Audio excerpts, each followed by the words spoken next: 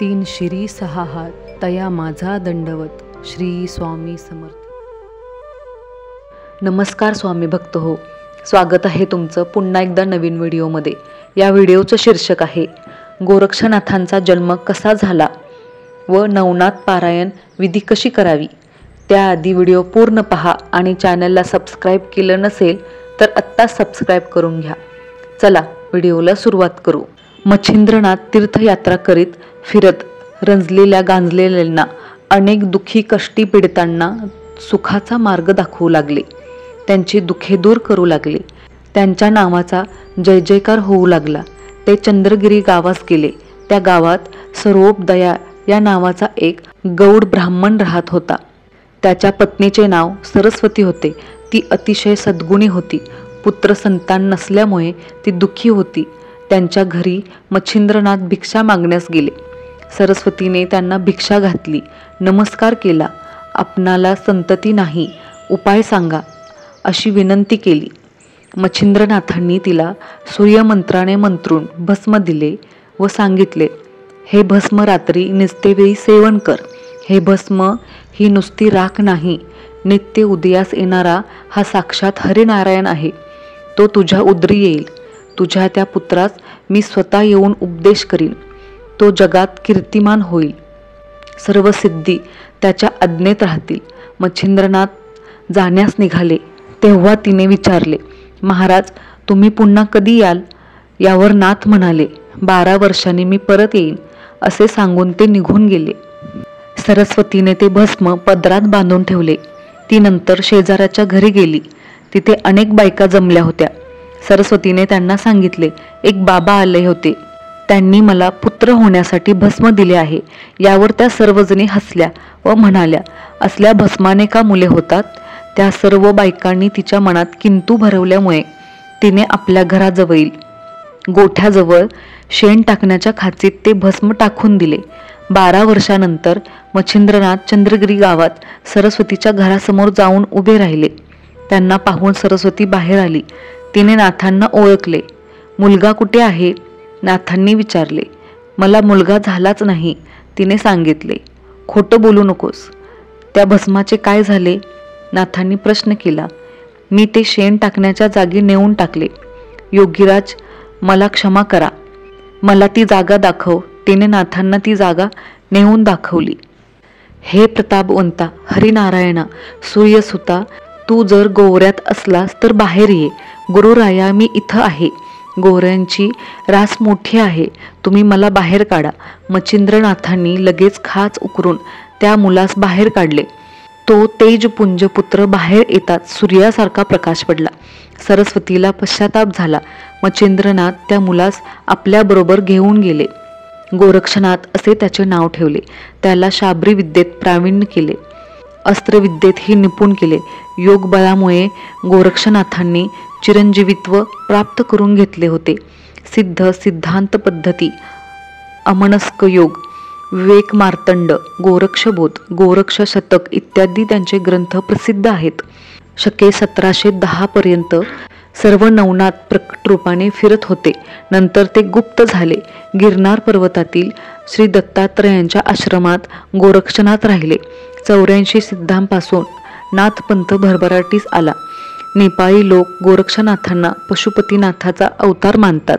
नेपाळमध्ये काही ठिकाणी त्यांचे आश्रम आहेत. नाण्याच्या एका बाजूवर त्यांचे नावही आढळते.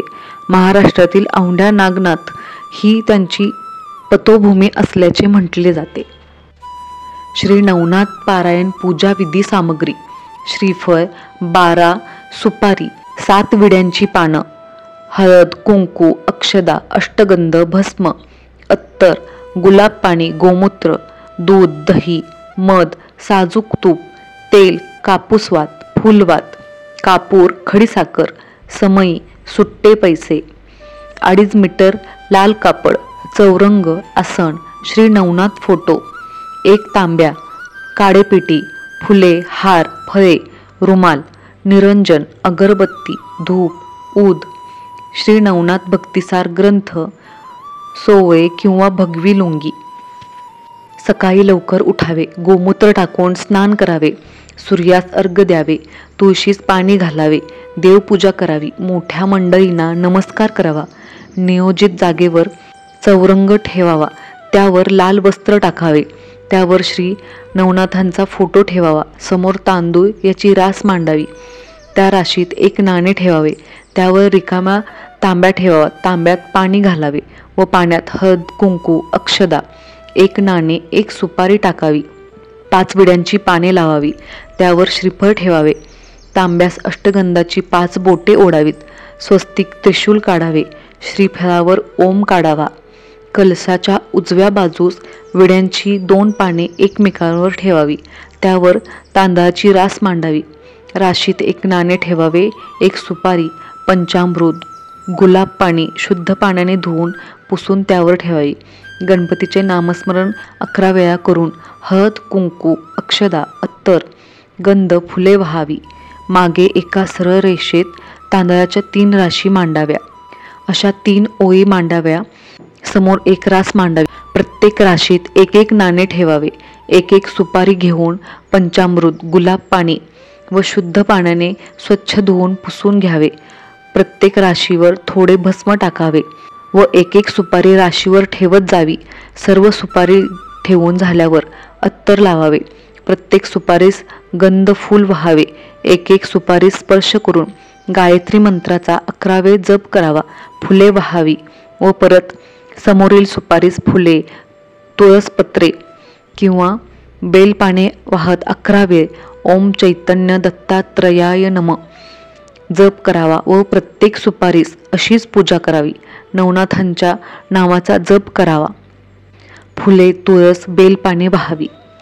ओम चैतन्य मच्छिंद्रनाथाय नमः, ओम चैतन्य गोरक्षनाथाय नमः, ओम चैतन्य गहिनीनाथाय नमः, ओम चैतन्य जलिंदरनाथाय नमः, ओम चैतन्य कानिफनाथाय नमः, ओम चैतन्य भर्तरीनाथाय नमः, ओम चैतन्य रेवणनाथाय नमः, ओम चैतन्य वटसिद्ध नागनाथाय नमः, ओम चैतन्य चरपटीनाथाय नमः. अशा प्रकारे मंत्र म्हणत फुले, अक्षदा, तुळस, बेलपाने वाहावी, अशी 21 आवर्तने करावी. गुरूंनी दिलेल्या मंत्राचा 1 माळ जप करावा.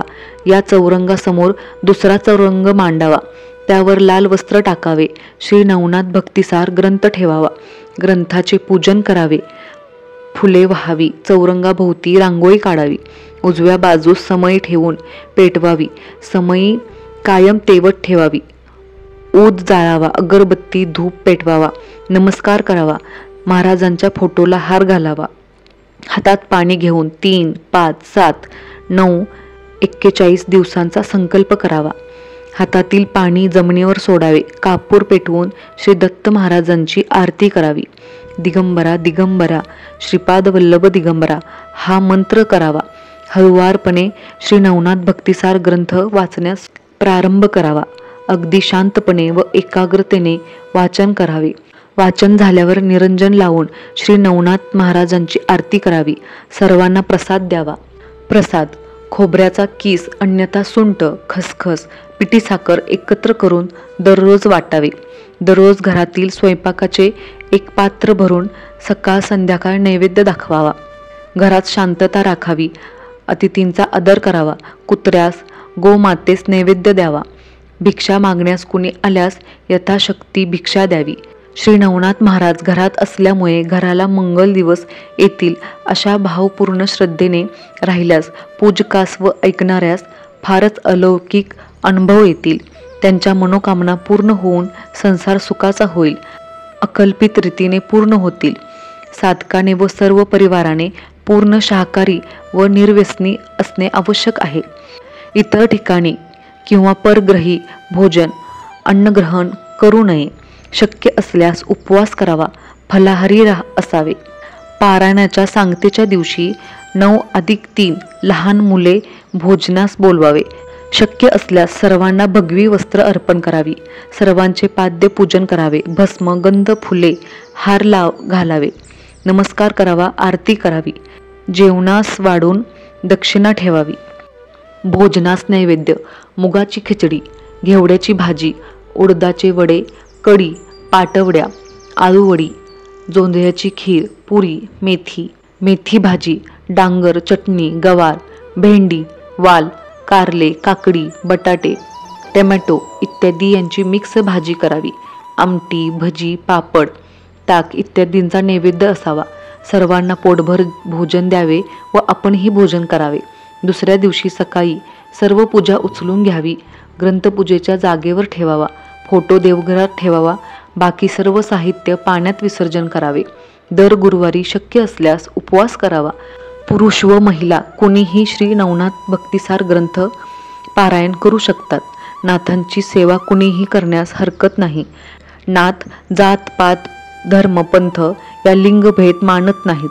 सर्वांनी आनंदाने नाथांची सेवा करावी व अल्लक निरंजन पदाची प्राप्ती करावी.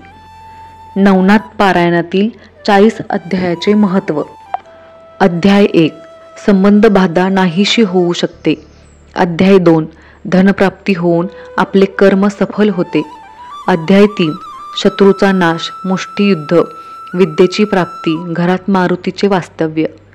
अध्याय 4 कपटाची बंधने सुटतील, शत्रूचा पराभव, राजदरबारी मान. अध्याय 5 घरात भूतबाधा असेल तर थांबेल व पुन्हा होणार नाही. अध्याय 6 शत्रूचे हृदय पालटेल, त्याच्या मनातील कपट जाऊन तो मित्र होईल. अध्याय 7 84 लाख योनीत जन्म येणार नाही, व्यथा चिंता संपेल. अध्याय 8 दूरदेशी गेलेला मित्र परत येईल, काळजी संपेल. अध्याय 9 14 विद्या व 64 कला प्राप्त होऊ शकतील. अध्याय 10 स्त्री दोष नाहीसे होतील, मन सात्विक होईल, मुले जगतील. अध्याय 11 अग्निपीडा दूर होईल, गृहदोष संपतील, संततीची प्राप्ती होईल. अध्याय 12 देवतांचा क्षोभ संपेल व देवता अनुग्रह करतील. अध्याय 13 स्त्री हत्येचा दोष संपेल व पूर्वजांचा उद्धार होईल. अध्याय 14 कारागृहातून सुटका, निर्दोषपणे लोकांत राहता येईल. अध्याय 15 घरातील भांडणे थांबून सुख शांती लाभेल. अध्याय 16 वाईट स्वप्नांचा नाश होईल. अध्याय 17 योग सिद्धी लाभेल व सन्मार्गाची प्राप्ती होईल. अध्याय 18 ब्रह्महत्येचा दोष संपेल, कुंभीपाक नरकातून पितरांचा उद्धार होईल. अध्याय 19 परमानंददायी मोक्षमार्ग खुला होईल. अध्याय 20 मन ताब्यात येऊन प्रपंच सुखी होईल. अध्याय 21 गोहत्येचे पातक संपेल व तपोलोकात प्रवेश होईल. अध्याय 22 ज्ञान संपन्न मुलगा होईल व तो विद्वानांना मान्य होईल. अध्याय 23 घरातील सुवर्ण टिकून राहील. अध्याय 24 बालहत्या दोष संपेल व मुले सुखी होतील. अध्याय 25 शाप लागणार नाही, मनुष्य जन्म मिळून सुंदर स्त्री व पुत्र लाभेल. अध्याय 26 गोहत्येचा दोष संपेल व मुले शत्रुतुल्य होणार नाहीत. अध्याय 27 हरवलेली वस्तू मिळेल, गेलेला अधिकार परत मिळेल. अध्याय 28 गुणवान स्त्रीशी लग्न होईल व ती अखंड सेवा करेल. अध्याय 29 क्षयरोग बरा होऊन त्रिविध ताप संपेल. अध्याय 30 चोरांची दृष्टी नाहीशी होईल. अध्याय 31 शाबरी मंत्राचे कपटी प्रयोग आपणावर होणार नाहीत. अध्याय 32 गंडांतरे संपतील, आयुष्य वाढेल. अध्याय 33 धनुर्वात होणार नाही व झाला असेल तर बरा होईल. अध्याय 34 सर्व कर्मसिद्धी होऊन जीवन यशस्वी होईल. अध्याय 35 महासिद्धी प्राप्त होऊन 42 पिढ्यांचा उद्धार होईल. अध्याय 36 साप व विंचू यांचे विष उतरून मनुष्य बरा होईल. अध्याय 37 दुशीलपणा संपून विद्या प्राप्त होईल. अध्याय 38 हिवताप, नवज्वर व इतर ताप नाहीसे होतील. अध्याय 39 युद्धात विजय प्राप्त होईल. अध्याय 40 कामधेनूप्रमाणे सर्व इच्छा पूर्ण होतील. संपूर्ण नवनाथ वाचण्याने पुण्य वाढेल. ओम नमो आदेश आदेश आदेश. श्री स्वामी समर्थ. व्हिडिओ आवडल्यास लाईक शेअर सबस्क्राईब करा. कमेंट करायला विसरू नका. धन्यवाद.